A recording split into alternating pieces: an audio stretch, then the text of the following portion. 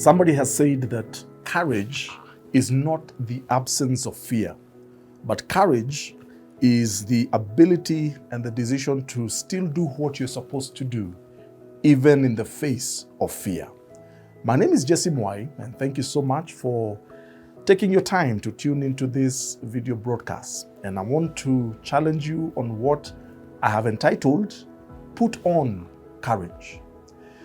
In the book of Joshua chapter 1, Joshua was a young man taking over from Moses. Moses was this bigger than life kind of a leader, had led the nation of Israel through their wilderness pilgrimage for about 40 years. And he was about to exit the scene.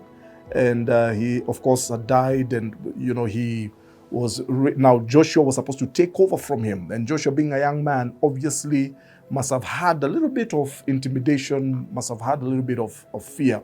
But God speaks to Joshua just as he's picking up that mantle of leadership. And God tells him over and over again to be courageous.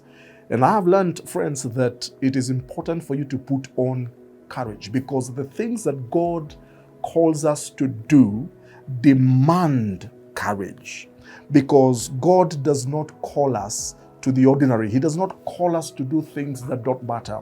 He calls us to do things that are daring, things that sometimes can be very intimidating, things that sometimes will scare you, things that sometimes will cause you to wonder whether you have heard from God. And I know I'm speaking maybe to somebody maybe who some things have been maybe boiling in your gut, some things have been stirring you up in your spirit, and you know that God is calling you to a certain thing, or you just sense that there are certain things that you need to accomplish, but they intimidate you. Maybe you don't have enough money. Maybe for you, you feel that you don't have enough education or enough experience, or maybe you have been discouraged in the past. Maybe you tried once and maybe you failed. You failed at different attempts here and there. And just the thought of trying again intimidates you and you feel you can't do it. I want to encourage you that to put on courage.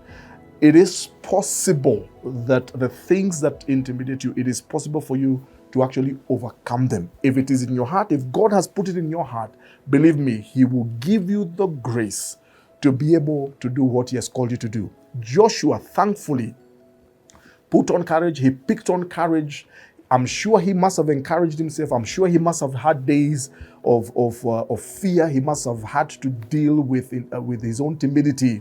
But Joshua became one of Israel's greatest leaders. He was a military leader, fought many battles, sometimes failed in some of those battles, but all in all was able to lead the nation to go and take over the promised land.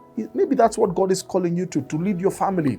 Maybe God is calling you in the business arena to do some amazing things, to start a business out there. Maybe God is calling you to the ministry, maybe to be a great man or woman of God. Maybe He's calling you to be a missionary. Whatever He's calling you to, you must put on courage and take it one day at a time, one step at a time. See, God only expects us to obey one instruction at a time. I may not understand the full picture, but just take the next step in faith, the next step in obedience, and He will meet you halfway. Put on courage. Remember what the Apostle Paul wrote and told Timothy, young Timothy. He told him, God has not given us a spirit of fear, but a spirit of power, of love, and of a sound mind. I encourage you in this season, put on courage. Pick up courage. Even though you may struggle with fear once in a while, please do it. Go ahead and take that step of faith, and you will find that God's grace is more than sufficient. If you have been blessed and encouraged by this word, please go ahead and just hit that share button on all our social media platforms, and you can be able to share it with others and with your friends. And may the Lord bless you.